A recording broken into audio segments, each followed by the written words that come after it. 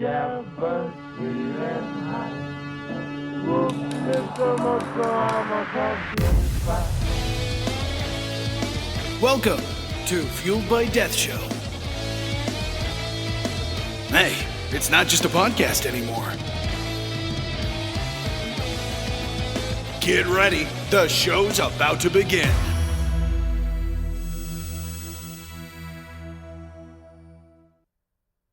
Hi, everybody. Hello.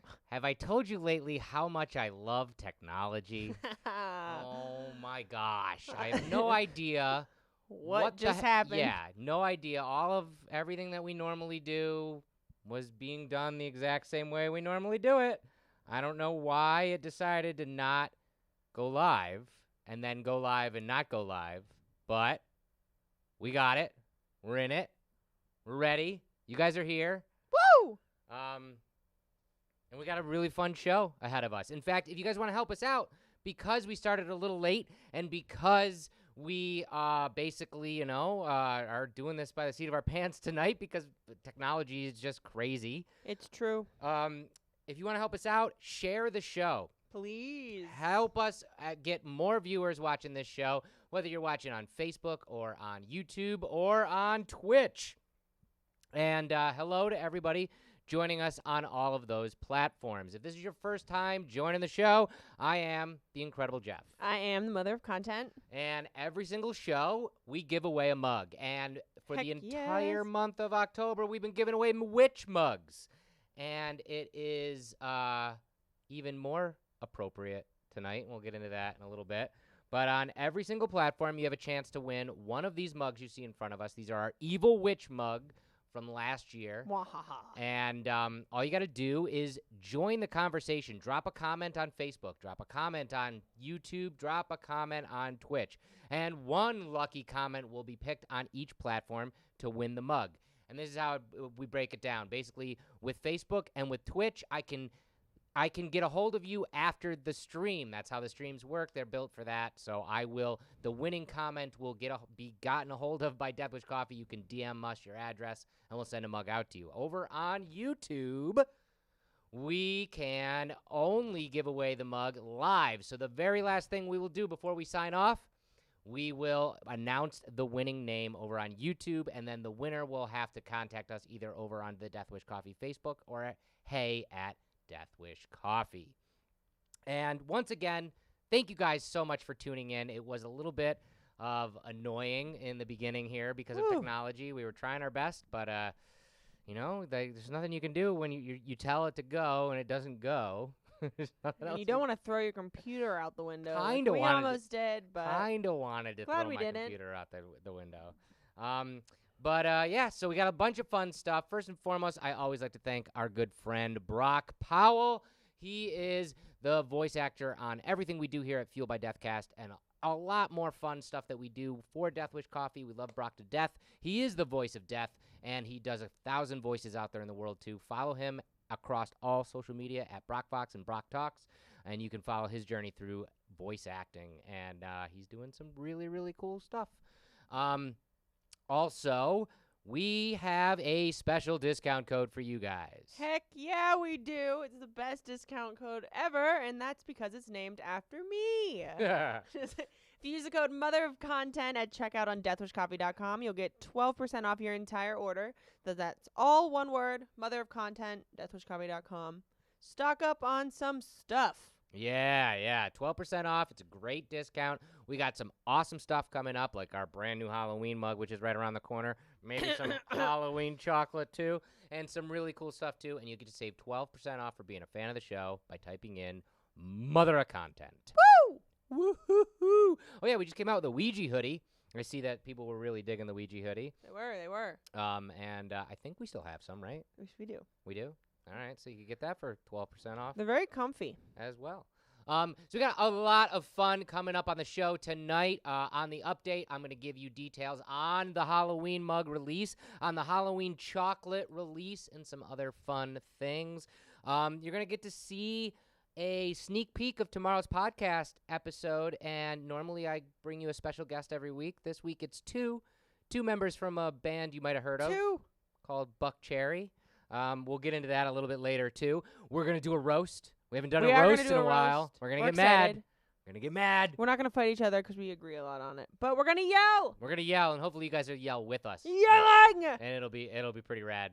And you're going to meet this week's Death Star of the Week as well. But first and foremost, let's jump right into science. It's Spooky part science.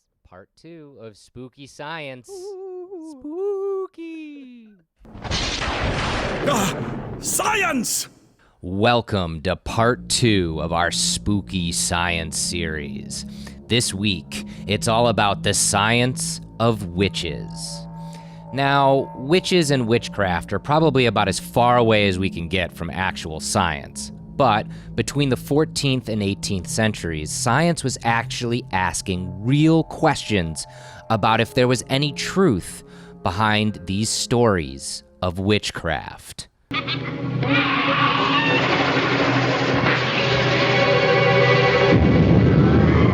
In fact, the true definition of a witch is up for debate. Are they inherently good or evil? Do they raise the dead? Can they commune with the devil? Around the 14th century, actually, was when a few factors all aligned to change the perception of who was considered a witch. Christianity took hold in the Middle Ages, and along with the Reformation, tried to paint worshippers of the pagan religion, or any religion that wasn't Christianity, as evil, celebrating in black masses, practicing evil magic, and aligning them with the devil. All of this, obviously, was fake, but was the propaganda of the time. Also at this time, the Black Plague was ravaging Europe, and many were dying from this mysterious disease. Healers, again, were to blame, even respected doctors at the time. A very respected plague doctor was actually the reputed seer Nostradamus, who popularized the practice of removing the corpses and drinking clean water. In a true damned if you do, damned if you don't scenario, if your loved one falls sick and you take them to the local healer, and that local healer fails to heal them from the plague, then obviously they practiced magic and used it to harm your loved one, and they're a witch. Conversely, if they actually heal your loved one from this mysterious ailment, then they obviously used magic, communed with the devil, and are a witch. Silly. Throughout all different forms and variations of witchcraft and witches, whether hoodoo, voodoo, or ancient Asian or African, or even earlier, or Wicca or more modern, they actually all delve a little bit into the scientific method and trial and error. Plus, all forms of witchcraft rely on energy and intention, or putting something out into the universe for a specific or varied return, and thus the general idea of magic, the laws of attraction. Finally, as a way to connect magic and science, many ideas surrounding witchcraft talk about energy and vibration, both the physical rate of vibration and the spiritual rate of vibration. The belief is that the molecules from both sides can meld together to increase the witch's overall energy, much in the same way atoms actually react on a molecular level. And just so you know, both men and women can be witches. The common misconception is that a man is a warlock, but that term actually dates back to the earliest witch hunts to denote someone who would betray witches.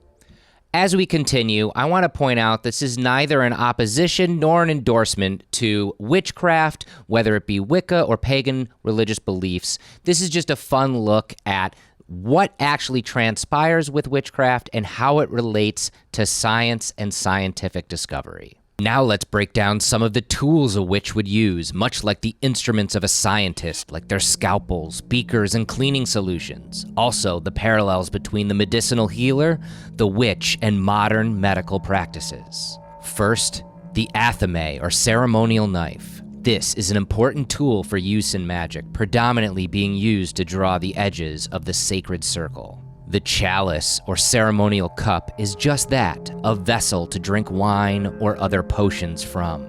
Cauldrons and brooms, most iconically linked with witches.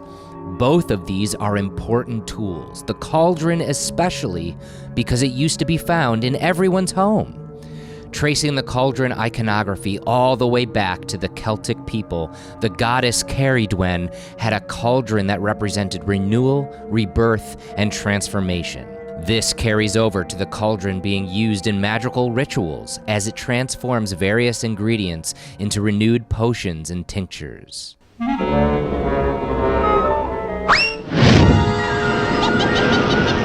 Also, the cauldron was used to burn incense, which is thought to help cleanse the space and also the intention of what is being performed.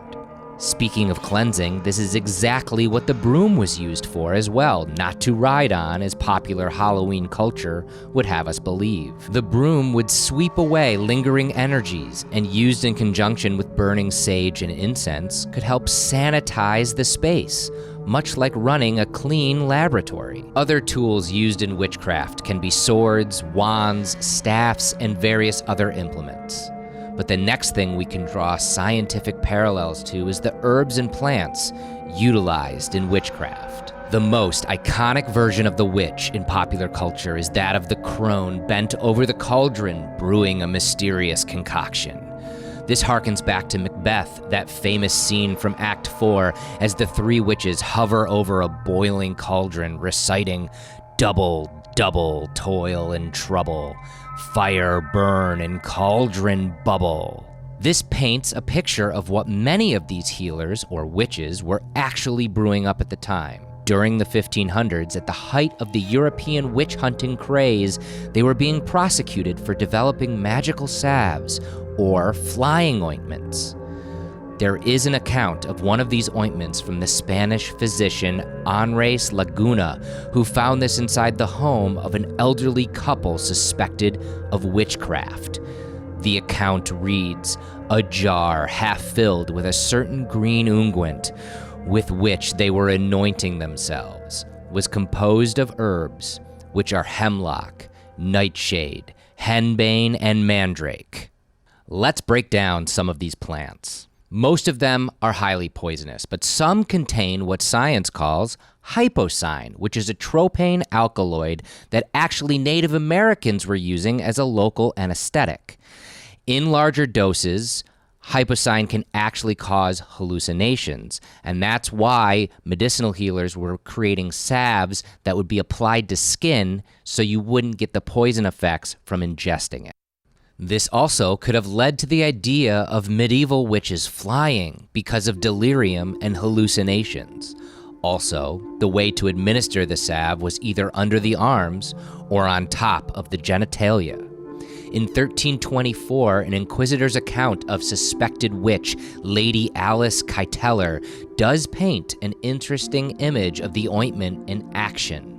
The account reads, "In rifling the closet of the lady, they found a pipe of ointment, wherewith she greased a staff, upon which she ambled and galloped through thick and thin." Brings a new meaning to riding the broom, huh? But this witch's brew has direct use today. Hyoscine or scopolamine is used to treat motion sickness, and low doses are administered to treat nausea and stomach cramps. Hemlock is very poisonous in large doses and is actually considered the plant to have killed Socrates, as described in an account by Plato.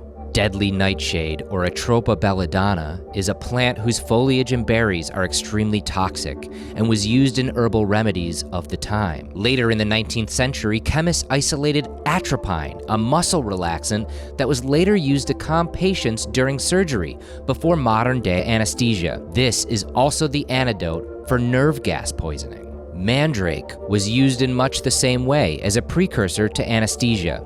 Plus, juice could be concocted from the roots and applied externally to relieve rheumatoid pain. Mandrake resembles human form with its forked root system, think the recent Harry Potter series, and is associated closely with magical properties. In the past, mandrake was often made into amulets, which were believed to bring good fortune and cure sterility.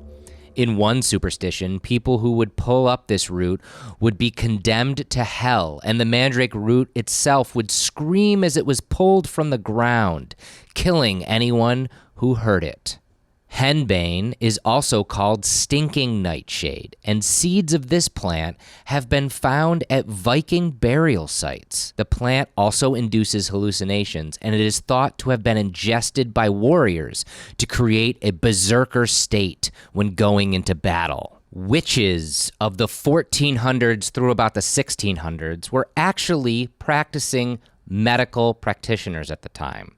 Doctors were very scarce and limited, and so if you were lower class, you had to basically go and find a local medical practitioner. That was your only option. While many of the herbal remedies being made at the local level might not have had full success at the time, some have roots in today's medicine. Willow bark was widely used in remedies for inflammation and pain relief of the time and is also believed to have many magical properties. We now know that it contains salicin, a compound which later gave rise to aspirin. Garlic was another thing used by practicing witches and used to treat a wide variety of things, from use as an antiseptic to a cure for ulcers. Garlic is thought to be a powerful force of protection, too, and used as wards for evil spirits. Think about vampires. Today, a compound found in garlic actually is widely used to treat blood clots. Herbal medicine and remedies predate the witches of the 14th century, as many ancient societies used a variety of herbs and plants to treat the wounded and sick. And even today, herbal medicine is widely used, yet sometimes unrecognized by Western medical practices. Whether healers or conjurers, witches have been around in one way or another for centuries. The unfortunate piece of history is the persecution and violence towards these people who were branded as witches, resulting in the witch trials of Europe and the famous ones in Salem, Massachusetts. In fact, there is a belief that ergot poisoning might have been a contributing factor specifically to the Salem witch trials. Ergot is a fungus that affects rye and can cause hallucinations. In fact, LSD is actually derived from ergot. Eating ergot-contaminated food can lead to a convulsive disorder characterized by violent muscle spasms, vomiting, delusions, hallucinations, and crawling sensations on the skin. All of these were present symptoms in the accounts of the witch trials. Also, rye was the staple grain of Salem at the time, and the area where most of the accusers resided was the wet, swampy areas, the perfect breeding ground for the fungus. The rye consumed by the people of Salem during 1691 to 1692 could have had a direct effect on why there was so many witches popping up in the area. But was there real science behind determining who was a witch and who wasn't? No, not really, not at all. It was basically just widespread panic, fear, and accusations of the time. They were using a deranged version of the scientific method, which actually is the basis behind some of the more outlandish ways of determining if someone was a witch or not.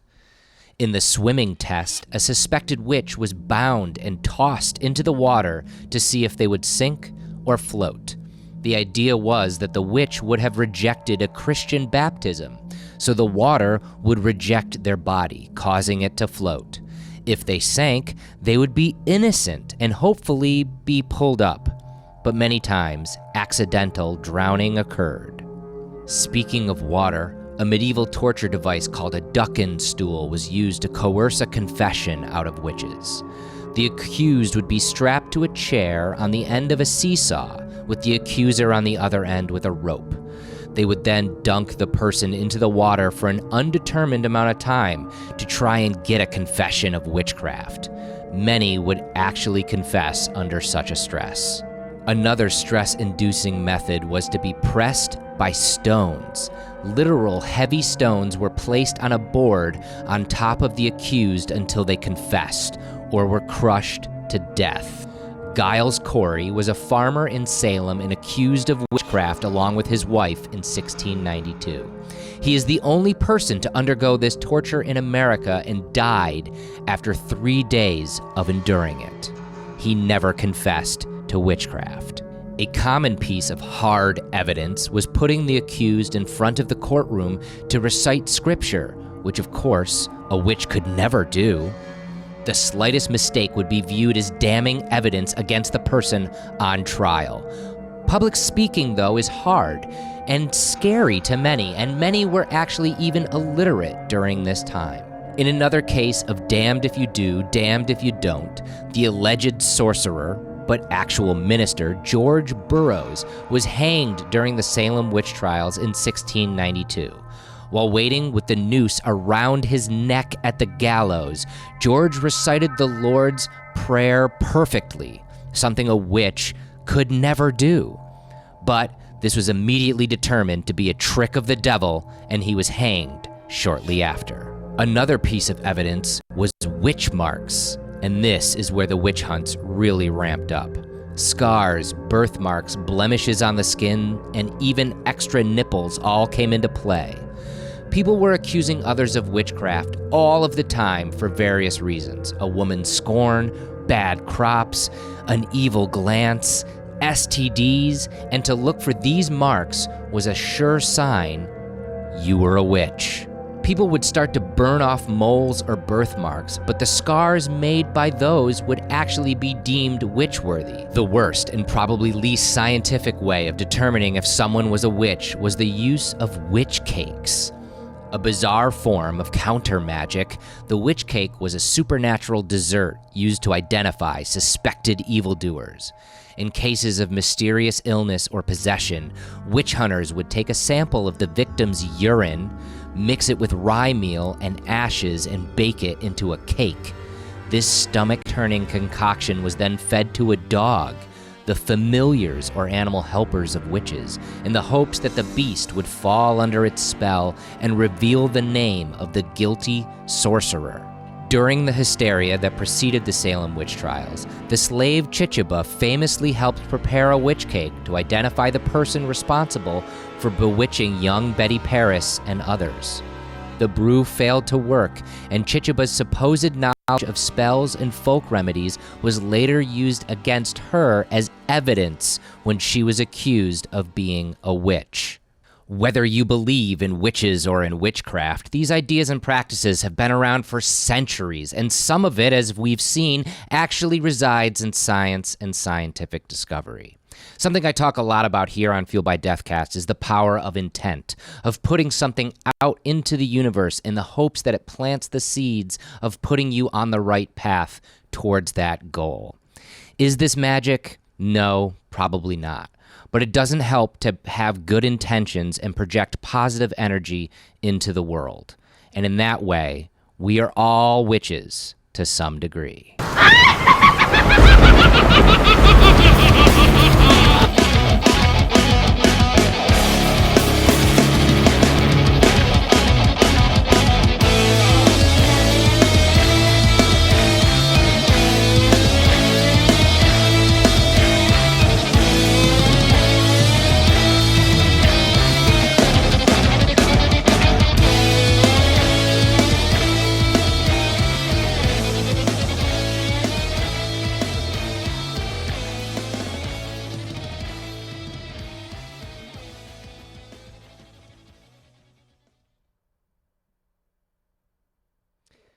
Well, guys, I gotta say, seeing you guys really love these segments, like, it makes me so happy. I spend a lot of time putting that together, and I fret about it, like, all week. True. Not even all week, just the last couple days. I do that in a couple days. I haven't seen Jeff in 3 days. Yeah, and really awesome that you guys dig it, and I was just loving reading all your comments and everything. I do want to mention the one thing I did cut out of it, was I was going to totally bring up Monty Python, but you guys all brought it up in the comments, and I thought that was great. I couldn't, obviously, for legal reasons, put that scene in there, but have you seen Monty Python and the Holy Grail? Mm-hmm. So the scene in Monty Python and the Holy Grail that you guys were all referencing when, they want to burn the witch at the stake, and then they kind of go through the scientific method. That is, even though it's done for comedy, it is the perfect allegory of what the Salem witch trials were. It was like, how do you know she's a witch? Well, she looks like one. Well, they put a nose on her and a hat, and, they made her look like a witch, which is what, Right. they basically, made the narrative happen. And then they walk through the scientific method to be like, well, if we're going to burn her, what else do you burn? Well, you burn wood. Well, what happens to wood in water? It floats. Well, what else floats in water? And King Arthur says a duck. So, of course, if a witch weighs the same as a duck, then she's a witch. It's ridiculous. Ridiculous. but Oy funny vey. because that's the way that it happened. And I do want to mention, too, if you ever have a chance to make it to Salem, Massachusetts, go on out there. I was actually wearing my wife's shirt in that segment because she bought that the last time we were out there. And we love going. We go every other year. You're going in a couple I'm weeks. going not Next this week. weekend, but next week. and Yeah. I'm yeah. pumped. It's really, really fun. It's full of history. You learn a lot out there. And you were even saying that in high school you wrote a paper on Salem? In college, in In a women's college. history class, I got to write about the Salem witch trials, which was really cool. It was the best scored essay I ever got. That's awesome. That's awesome. I do want to mention am a a couple nerd. comments outside of all of the Mighty Python stuff that I was seeing, which is awesome. Is over on YouTube, DJ Porkchop. You've been asking about this mug. Great name. If you go back over to our recent podcast episode with Niles Deneen from Deneen Pottery, he actually gave me this mug, and I'm so happy about it. He loves it. This is from Salem, Massachusetts. This is the Satanic Temple mug from Salem, Satan. from Salem, Massachusetts. The Satanic Temple has absolutely nothing to do with Satan. They are a really cool organization. Jeff's a witch. They're a really cool organization that does a lot for human rights and for animal rights, and they're really, really awesome. And they have a home base in Salem, Massachusetts, which is really cool. Over on on Twitch, I did see Echo Illusion. You kept saying how scared you were of that segment. I'm sorry, but we're all a big family. We'll protect you from witches. I promise. I promise. And Carrie Meeker on Facebook, you were saying when I put up the clip of Witch Hazel from Trick or Treat with Huey, Dewey, and Louie from the Disney version of that with Donald Duck, you were saying you love Witch Hazel with Bugs Bunny. What's really funny, this is me being an extra witch nerd, is that Witch Hazel, that witch from Disney, also appeared in the Warner Brothers cartoons, same character, and for very few times was actually voiced by the same person, Roz Ryan, but sometimes was voiced by June Foray, who was Rocky from Rocky and Bullwinkle. Huh. You learn something new I'm every a day. nerd. Just a small drop in your nerd bucket, Jeff. I know. So that was part 2. We're doing a 3-part spooky science series. Next week is the part 3, and it's all about ghosts. I can't Ooh. wait to dive into the science of ghosts. That That's one's going to be a lot scare of me. fun. Yeah. I'm going to hide. That one's going to be a lot of fun. So definitely tune in next week for that as well. And if you tuned in late, you guys are on Facebook, over on Twitch, or on YouTube, and you missed either all the science segment or just a little bit of it, that whole science segment will be out as normal on Sunday on wherever podcasts are found, and including in full video on the Death Wish Coffee Company YouTube page, so you'll be able to catch it all as well. And Facebook, YouTube, and Twitch, you all got a chance to win a witch mug. Mugs! Witch mug. Witch mug. Oh, boy. Witch mug. Get out. Witch mug.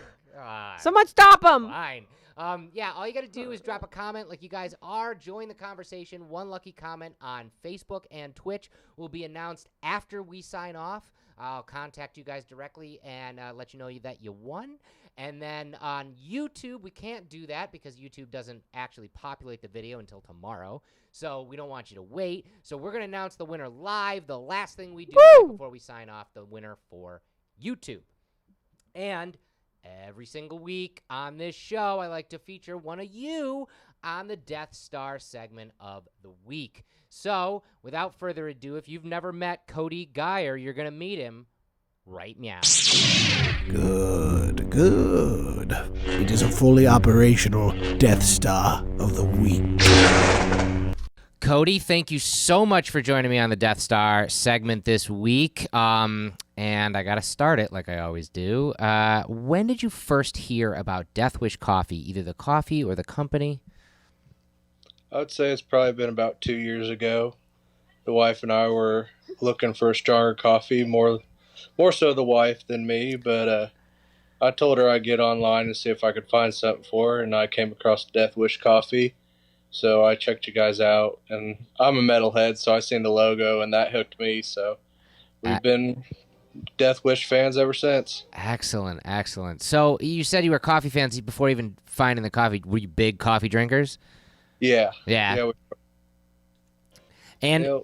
and as a metal fan, I mean, our connection to Zakk Wylde's got to be no short thing for you either, right? I'm a big Zach Wild fan. Excellent, excellent. Big What Zakk Wylde. favorite metal band? If I were to put you on the spot, Favorite metal band? I know it's tough. There's lots of Yeah, genres. that's a tough one. That is a tough one. What's in your playlist right now? What are you listening to right now? Right now, I'm pretty much jamming out to the new Slipknot and the new Tool. Yes, me too. Excellent. That's awesome. That's very awesome. Excellent. Yep, I'm digging those pretty hardcore. Awesome, awesome. So then, you go as a big fan of the coffee, and then finding Death Wish, and drinking it. What is your go-to brewing method?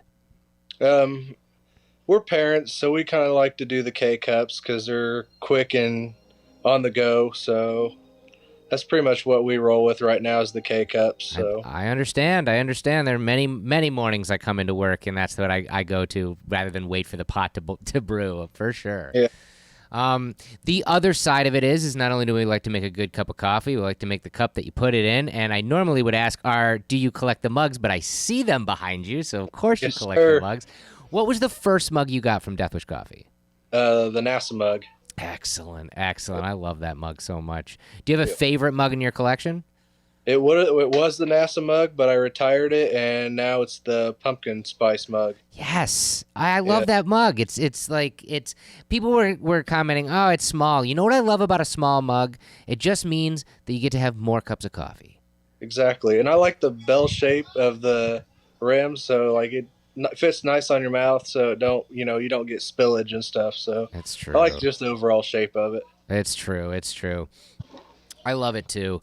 And I guess what I come to on this segment all the time, and it's something that, I love talking to the community of people like yourself out there who have been following the brand and following the company. And like you said, you found us only a couple years ago, but you've been collecting the mugs, the merchandise, been obviously drinking the coffee and enjoying the coffee.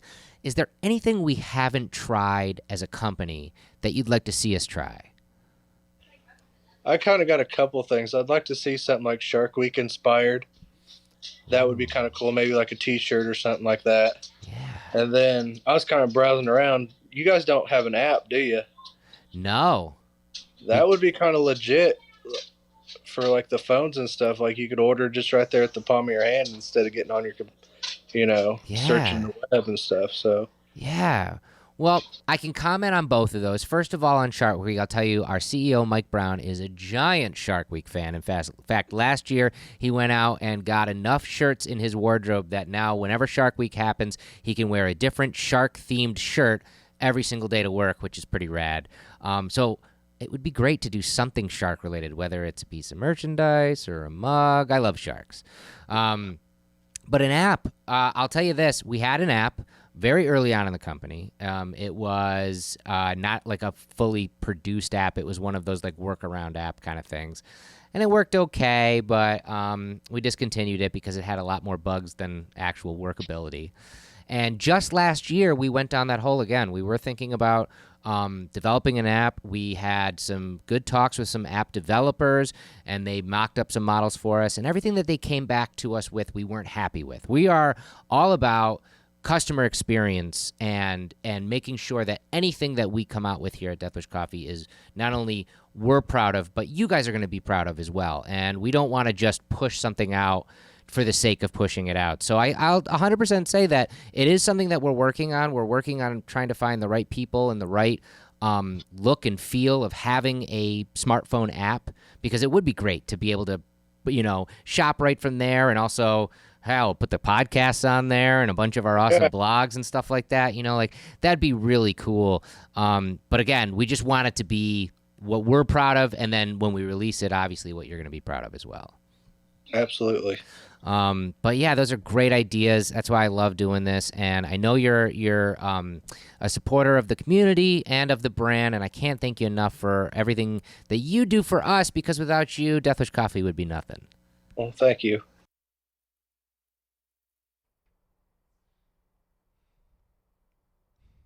So cool talking with Cody. And I got to say, one of the things I've been clamoring for here at this company too is we need an app. An app. There's not an app for that yet. We had an app very early on, way before I even started working here. I want to say like 2014. I know some of you guys out there actually have had the app because I've seen screenshots of it.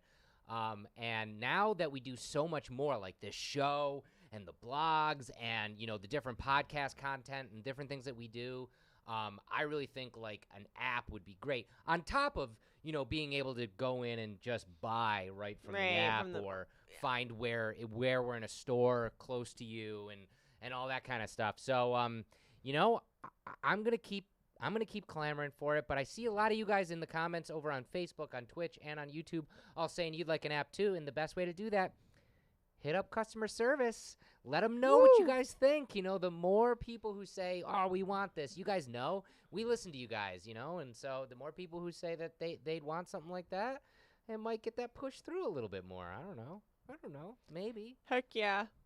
So, one more time, if you're just joining the show, like I saw, hi, Mom. I see my mom is over on YouTube. Yay! If you guys are just joining the show and you don't know the deal, drop a comment wherever you're watching, whether it's YouTube, Twitch, or Facebook, and one lucky comment on each platform will have a chance to win a witch mug. Which mug? One of these witch mugs. And on, like I said before, on Facebook and on Twitch, we will announce the winners after we sign off. And over on YouTube, we can't do that because it takes a while to populate. But we will announce the winner right away, right as the last thing we do on the show right here. And speaking of the podcast, speaking of this awesome podcast that I've been doing now for 148 episodes. In fact, I thought you were going to say years. 148 years. I am a witch. I got to say, though, you know, I meant to bring this up actually at a meeting, and I totally forgot, and it just dawned on me now. So episode 148, numbered episode, comes out of the podcast tomorrow. Season 3, episode 44, right? But throughout the last 3 seasons, I've done some spectaculars, some on-the-road episodes. Some spooktaculars. We started adding science and some of the roasts into the mix as well. And officially, we have broken over 200 episodes total of the show, which is pretty rad. I think that's pretty rad. Claps for Jeff. Well, Snaps for Jeff. I love it. The podcast with a special guest comes out every single Thursday. And, you know, you guys know the theme. We're all fueled by death. We all want to leave this world a little different before we inevitably leave it for good. And I talk to somebody about what they do, why they do it, and what fuels their passion in life. And this week, you get 2 guests for the price of 1. Francis Ruiz and Kelly Lemieux of the band Buck Cherry. Francis plays drums, Kelly plays bass. So I got the rhythm section, basically. I got to talk with them a few months back while they were on tour. They had a day off from tour, and we've been caffeinating them on tour, which is pretty rad. And Buck Cherry has been a band since the mid-'90s. Both Francis and Kelly are relatively new members. I think Kelly joined, I want to say, the 2000 aughts, and actually Francis joined just last year. But the band's still going strong, and we talk about, you know, touring the world. We talk about, you know, keeping rock and roll alive. And also both Kelly and Francis are involved in working with the next generation of musicians. So I have a sneak peek of tomorrow's podcast episode with these 2 guys from Buck Cherry talking about how important it is keeping rock alive and also keeping, you know, the next generation of musicians wanting to play music. So here's that. Fueled by Deathcast. Like one of my biggest things to the kids is obviously like I have a saying, you can't fake calluses. It's true. So if you want to really, really pursue it, you got to do it. You can't just like, you know, you're not just going to like end up on stage in front of a bunch of people, like having people hand you fucking money or whatever your concept of it. You have to do it because you love music. Right. Also, the other thing I say is you're only on stage for maybe, depending on who you are, an hour to 2 hours at a time. The rest of the time's hang time, man. If you're a pain in the ass and a nightmare to get along with, move along, sucker. Yeah. The guy who's not quite as good as you, but it's fun to be around, is going to get the gig. Yeah. That's good advice. No, it's very true. But yeah, no, I didn't see myself as a teacher. But I'm so glad that you are, because like I said, it's so great that something like that is out there and that you're a part of it. And I just think that's It's pretty awesome. And at the end of the day, I get to give the kids back. exactly. That's the best part. That's the best part. It's cool. We see a lot of like really young kids showing up to our shows. Even meet and greets yesterday. And the meet and greets. Yeah. You know, they're little dudes that they're like, yeah, it's like little guitar. Johnnies. You know, and you're like, what kind of guitar do you have? It's like electric. You know, they're just starting out, but they're like fully into it. You know, and it's cool to see that still happening. You know, There was a little kid. What's his name? I forget his name. Dallas. No, the little dude yesterday. He was in the front row. Oh, you can see. He was in the back. But he was in the front row, and I was playing, and I saw him, and I looked at him and his dad, because they were at the meet and greet, and he totally gave me one of these. He's probably like 7 or 8 years old, 9 maybe. It's just a trip when you think that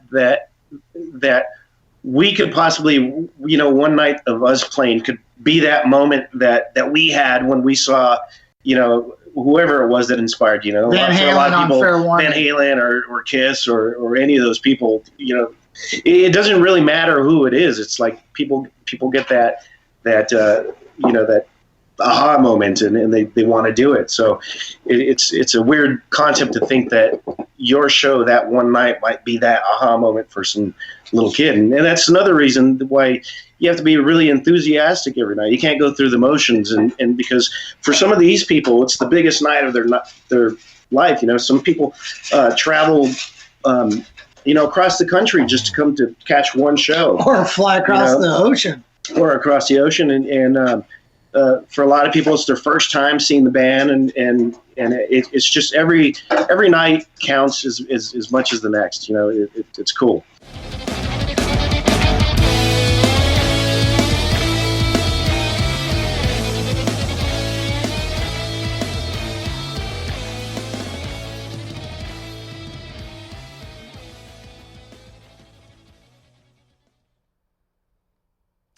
So remember, guys, tune in tomorrow wherever podcasts are found. Apple Podcasts, Spotify, Stitcher, Google Music, iHeartRadio, wherever you listen.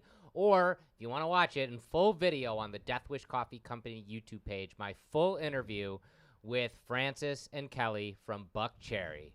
And we talk about a lot of cool stuff. And I love, by the way, a couple of you, including Ryan out there, you said Crazy Witch instead of their hit is Crazy Bitch, in case you didn't know that. Oh, really? Did you know that? Jeff thinks that I was born in a hole hidden away somewhere sometimes.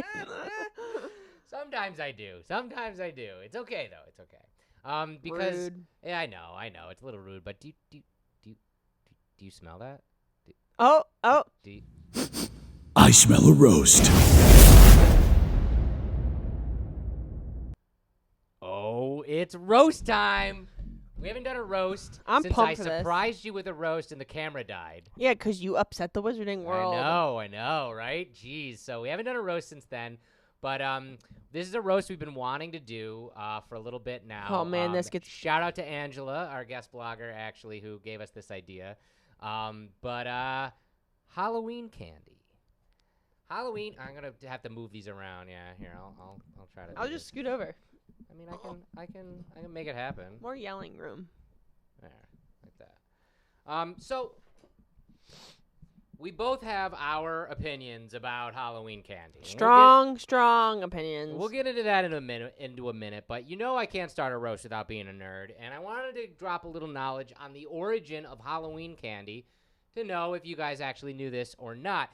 Did you know that Halloween candy isn't even 100 years old?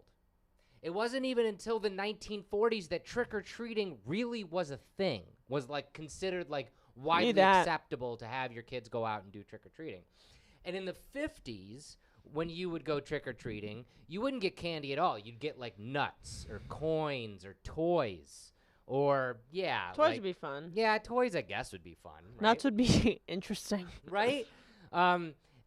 It wasn't until the late 60s and early 70s where the candy companies were like, we're going to cash in on this, and candy became the only acceptable treat for trick-or-treat. And the biggest reason why was safety. At the time, people were starting to get worried that if you were giving away, handmade baked goods or whatever that were wrapped. You could wrap anything in there. So I mean, anything some that was people still do store-bought- baked goods. I know. My parents would never let us eat the home baked goods It's stuff. true. It's true. So Probably anything. safe. So anything that Gross. was like store bought and wrapped from a factory was a lot safer. Now Halloween candy, as of I believe this fact was from 2017, Halloween candy was $2 billion in America in 2017. That's a lot of candy, That is a considering how lot. cheap a bag of candy is. That is a lot of candy. So it is went from not even being a thing to $1 billion industry. Multi-billion. Which is incredible.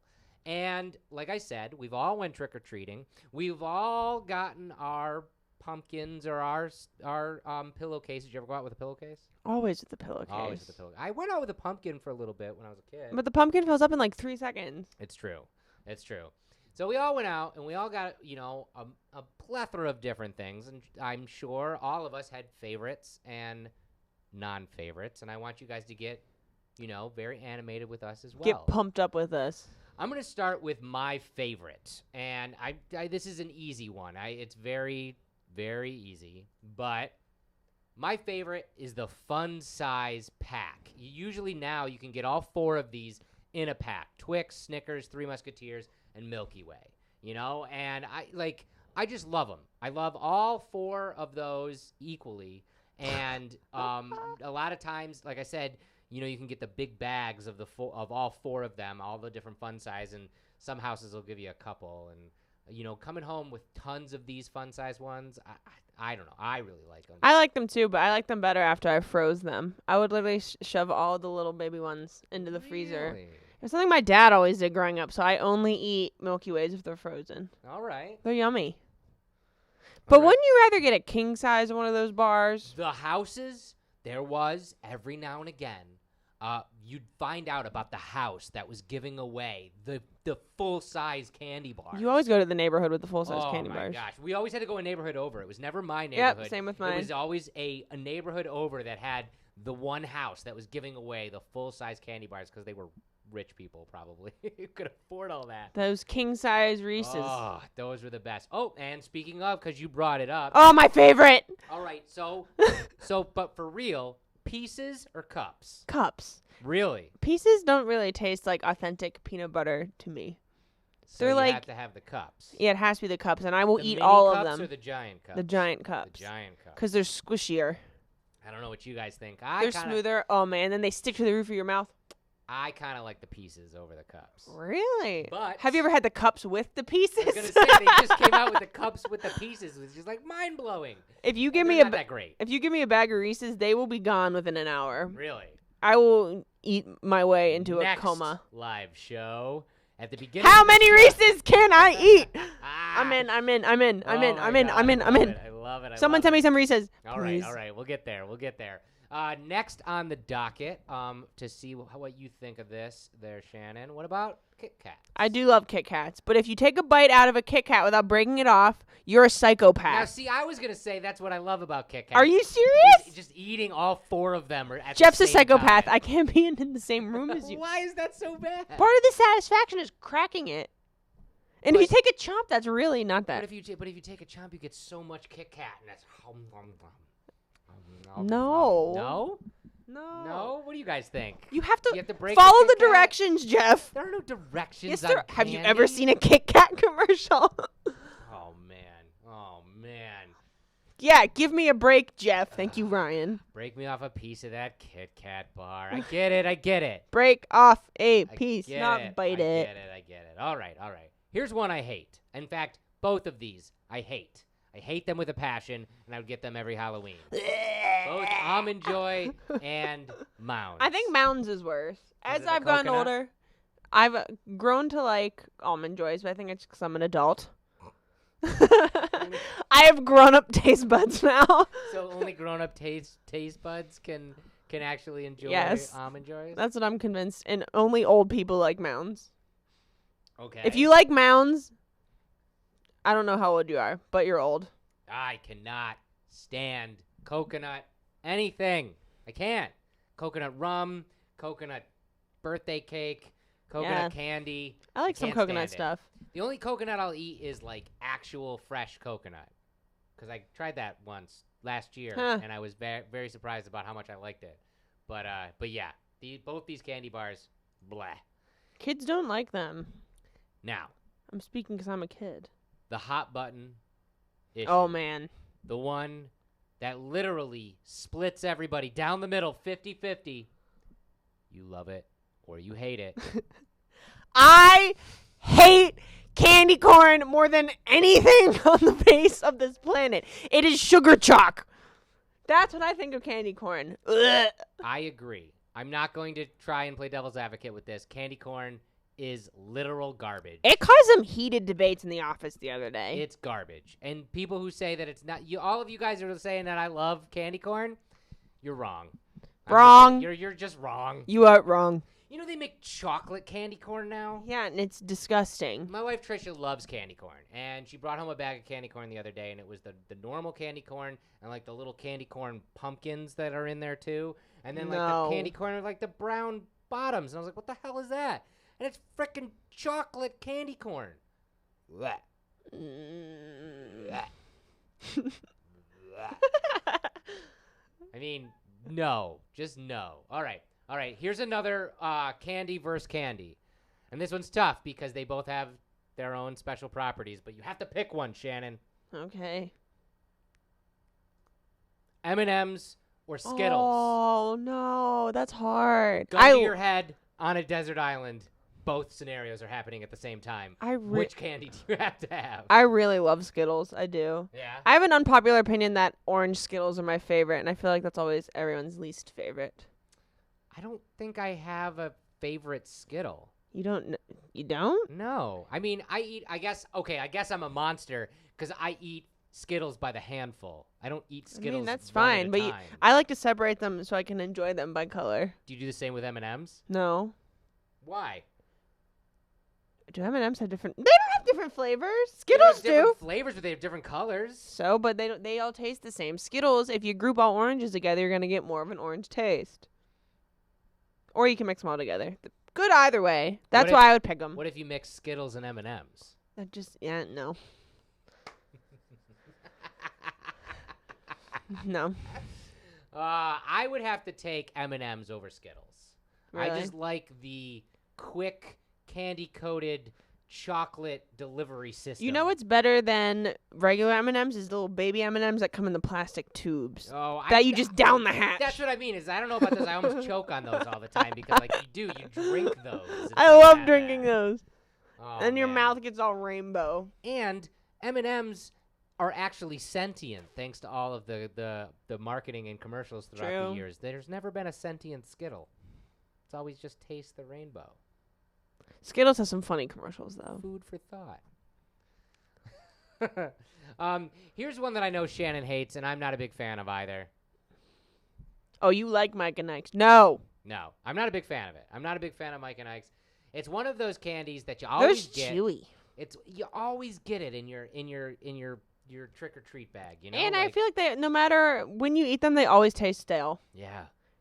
You know why? Because nobody ever buys them until Halloween, so they sit there for a whole year Yeah. or longer. That's gross. They're not the best. If you guys are gonna give candy to trick or treaters, don't do Mike and Ike's. Just don't do anything weird. Yeah, don't do Mike and Ike's. Here's something I absolutely love. I don't like these. I don't like Pixie Sticks. Again, the greatest sugar delivery system ever. Just a paper tube filled with delicious sugar. And the best is when you get back from trick-or-treating and you've got like multiple Pixie Sticks and you put them all in your hand and you rip off all of them. And you snort it! Yep. Full disclosure, I don't know if any of you been there, but I've definitely been there on a dare. Don't snort a Pixie Stick. It's a bad time. Does it burn? It burns like hell. It's a bad time. It's a bad time. I did it on a dare. It was terrible. I never want to do it again. See, I like the taste of Pixie Sticks, but my issue with them is if you open it with your mouth and put your mouth on it, then it gets all gross and saliva-y, and then it closes, and then you can't get it out, and then you have to keep ripping it, and then it gets chunky and gross. But see, that's why you don't do. You just rip it with your hand, and then you just pour all of it into your mouth in one full swoop. Maybe I Pixie was doing it sticks. wrong. Pixie sticks. And we used to I'm telling you guys all these candy secrets that are like so embarrassing. So like we would like bring Pixie sticks, like, because I don't know about you guys, like after Halloween, would you bring Halloween candy in for lunch to school? Oh yeah, and you trade. So you trade and stuff like that, and then we would like take our Pixie sticks and empty them all out into our lunch tray, and then like dip other candy into the Pixie sticks, and so you just have like candy coated candy. This is the best and the worst. Oh. Or tater tots and Pixie sticks. We used to do that too. I hope your mom is still watching. It was just the worst. So, like my mom used to, I used to get. My mom would pack my lunch sometimes, and she'd give me the snack packs. And you know, put like, sugar in Pixie. I'd take Pixie sticks and put them in That's the disgusting. pudding packs.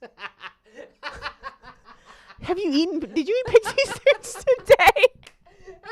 I haven't thought about this in years. Oh my god. Oh, that's so terrible.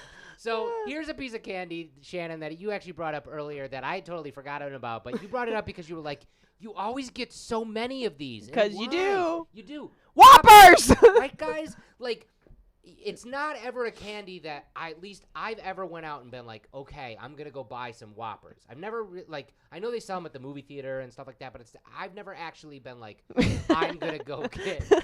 You know what Whoppers remind me of? They remind me of like December when you go into your pantry and you remember that your Halloween bowl's on the top shelf because that's where your parents made you Yep. keep it. So you're like, Yep. oh my God, I still have Halloween candy. And then you pull the bowl down and it's all Whoppers. All Whoppers. I mean, I would eat Whoppers. I didn't hate them, but they were those types of thing where, like, because of the malt chocolate kind of, I don't know, pairing, I would like, you know, I'd eat one of these, like the ones that were the 3-pack, you know, and I'd eat one and then I'd be like, okay, I'm done with that, They're gross. you know? So you wouldn't eat them at all.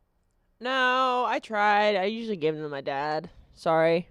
They are a dad candy. It is a dad candy. That should Sorry, be Dad. another thing that we should have thought of, and I didn't think of it for this one, but to dissent basically the candy that kids love, but then the candy that the parents are Mounds. the ones that they eat, you know? Like, there's always the parent candy. Because And the grandparent yeah, candy. the grandparent candy, yeah. Here was something that you brought up that you used to get a lot. Now, I used to drink these all the time, but I don't think I ever got them for Halloween. All the time. Huggies. Now, you call them Huggies. Huggies. Which I know is a regional thing. We always just called them Hugs or juice barrels. But they're basically just sugar water. is Yeah, all and it they is. weigh down your bag. Let I me can't tell believe you. people gave them out for Halloween. I would get multiple. Wow. Sometimes it was nice when I was younger and actually liked them to like drink while you're trick or treating because you know you work up a thirst Oh, going house to totally. house. But most of the time I was just like, why am I getting multiple of these all the time? I can't. I never got them as a Halloween treat, but I think that's pretty cool. You had a pretty cool neighborhood. Apparently. It's pretty neat. A staple, something that I loved and a lot of people don't like, is sweet tarts. I just got that look. You do. You see it. And then you get see that the feeling little- in the your little jaw. package, and you can taste it in the back of your jaw. That chalky, sugary. Ugh. Yum. Ugh. It's so, and it's crazy too because these are just terrible. It literally is just sugar chalk. That's all. I it mean, is. that's basically a pixie stick in a solid form. Basically, you're right. Yeah, it's basically just that. But I mean, there's something about them, and you'd get a lot of these. You'd always have like a handful of these in your bag too, which was great. But I don't know. Finally, on the candy front, to wrap up all of our roasting of candy, one thing that everybody gets in their damn candy bag, and I don't know why you people buy it, and if you're buying this and handing it out, stop it, because nobody likes it. Nobody likes Necco wafers. Nobody likes them. They're Oh, yeah. basically giant sweet tarts that aren't sweet or tart. They just taste like chalk. That's all I they never taste got like. those. Oh, I used to literally have that many in my pillowcase at the end of it. Like, yuck. Yuck, yuck, yuck. Don't do it. It's just bad. I don't like it. And speaking of bad, the worst The worst thing ever. And if you are a person, I'm looking at you, who gives these out to trick-or-treaters, you don't. I know you don't. I was gonna say, what? I know you don't. But if you give out anything that's not candy, you're doing Halloween wrong. And I'm talking about fruit snacks. or Oh, I like pretzels. fruit snack. Okay, maybe I would do that. Pretzels or fruit snacks or pennies. I got pennies once. What about potato chips? That's fun. No, it's not. No, it's not. I don't want potato chips. I can get potato chips whenever I want. This is Halloween, and I want candy, damn it. I think Jeff has a sugar problem. I don't, actually. I'm not that big of a sugar guy, but on Halloween, Since the guy would rip all the pixie sticks open. yes, for sure. So, don't do that. Also, another thing that I think is ridiculously silly on Halloween, the Take One Bowl. No one actually takes one. No one takes one. If you guys have ever tried this, how'd that work out for you? Did your bowl get full? If you probably weren't home, so you probably didn't know. But I bet your bowl was empty about fourth kid in. I myself, I will 100% say I was never the really evil child who took the bowl and tipped it into his pillowcase. But I definitely would take a heaping handful of candy and throw it into my pillowcase. You said that you were a good girl, though, and you never did that. Actually, I always felt bad. I was a goody two-shoes.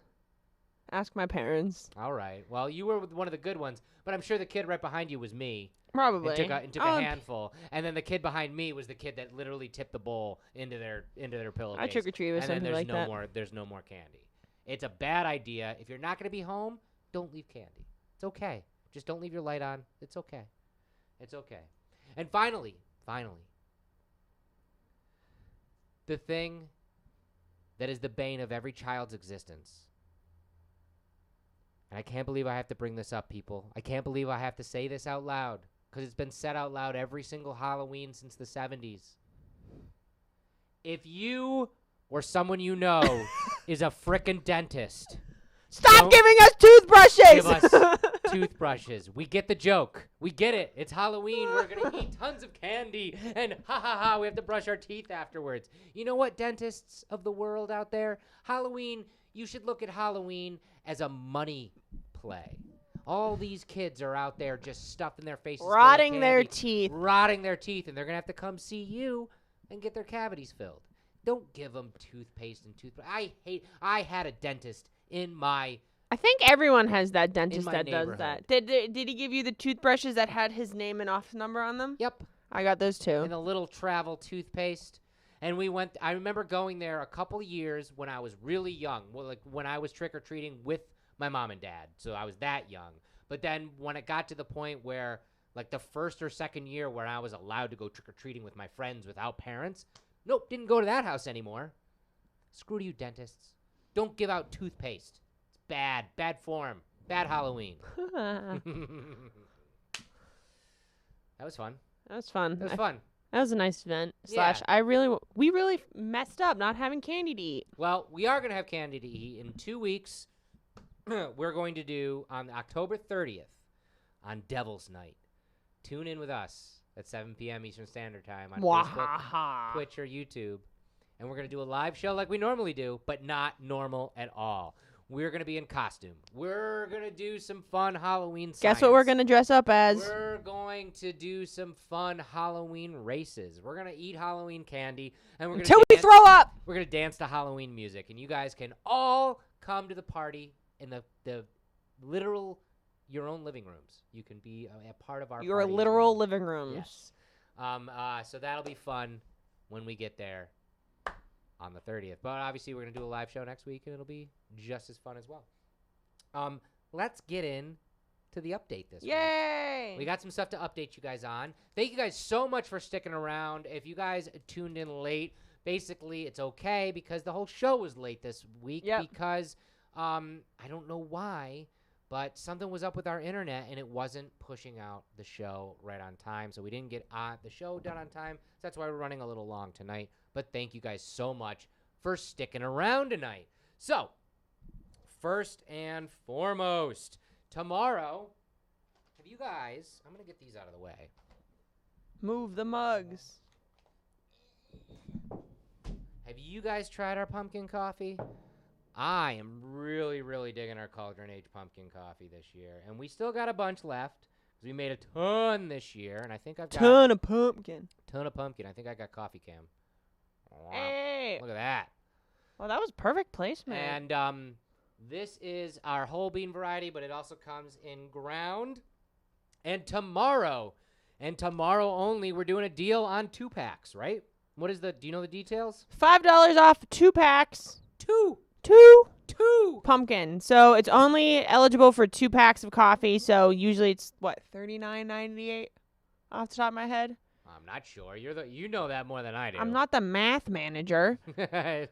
So take $5 off of whatever it's listed as right now for our 2 packs only, and you'll save some money. Yeah, so you can save some money on our delicious pumpkin coffee tomorrow. Oh my God, I can't wait, guys. I cannot wait because it is the perfect coffee to pair with the season because Halloween's right around the corner. And we just got our pumpkins, actually. Do you have pumpkins yet? I got pumpkin yesterday. Right. I have little baby pumpkins all over my apartment, but I just got a real pumpkin for outside yesterday. Nice. I got, Trish and I got 4. We got 2 big ones and 2 little ones. And we'll probably carve them. I always want to carve them the minute I get them. But then you remember it's looking up. Yeah, it's just going to rot and be terrible. So I'm going to wait probably till next weekend. Yeah, I'll carve good call, pumpkins, good call. And then we'll have them, and maybe I'll get some pictures of that, and I'll show you guys. You know what else is coming up around Halloween? Mugs. It's our brand new Halloween mug. Guys, I'm so excited for this mug. If you don't know that we're doing the Dr. Jekyll and Mr. Hyde double medallion first time ever mug release, then you've been living under a rock, but that's okay. I'm glad that you made it outside of the rock. And we put together this fun little video with the one and only Brock Powell playing both Dr. Jekyll and Mr. Hyde to get you guys all psyched for this mug release coming very soon. Here's this. Diary of Dr. Henry Jekyll, October 19th, 1886. In each of us, 2 natures are at war. The good and the evil. All our lives, the fight goes on between them. One of them must conquer.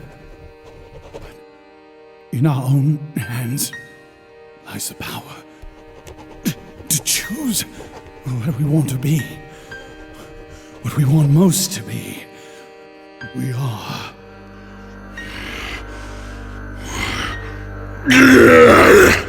Man is not truly one, but truly two. No.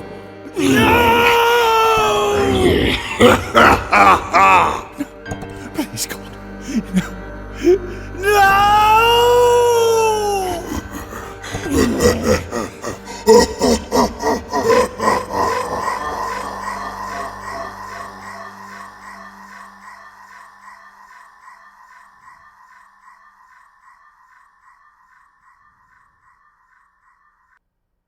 So there it is, So guys. beautiful. So beautiful. Let's go to mug cam. Meow. How's that look?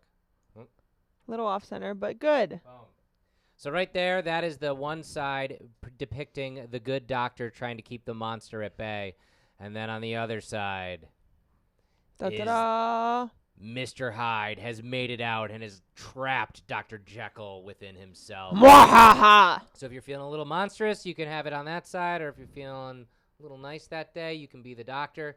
It's the first time Deneen Pottery has ever done a double-sided mug. And we're really excited to release it next week. Now, I'm going to break down as much information as I possibly can for you guys right now.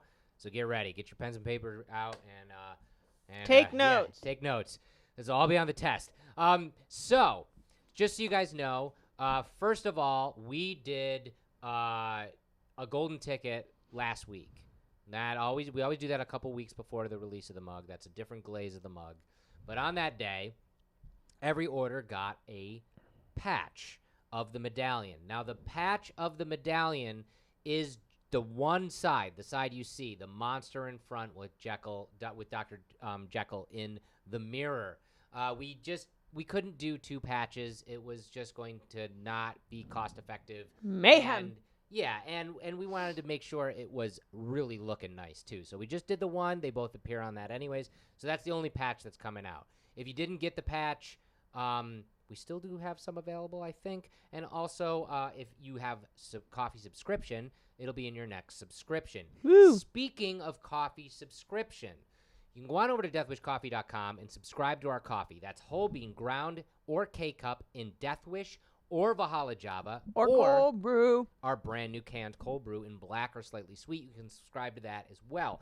That can be delivered to your door every few weeks, every month, whenever you want it, and you can set that up. And being a coffee subscriber not only gets you a sweet discount on the coffee, it gets you all the freebies that we come out with every single month or every couple months when we do freebies, and you get day early access of the mug release. Now, this mug, the Halloween mug, will be released next week. So you guys have time to order it and have it in hand for October 31st. So you can enjoy that cup of coffee on Halloween.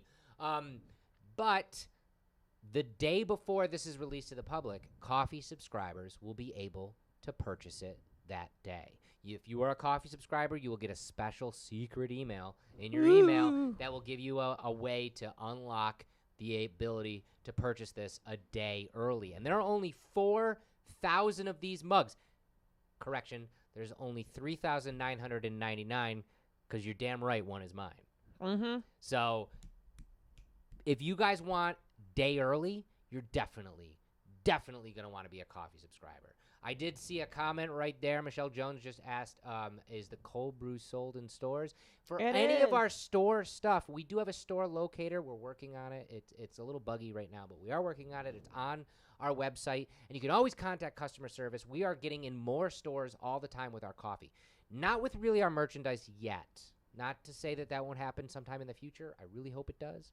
But right now, we're working on getting our coffee products in stores. That's Heck yeah.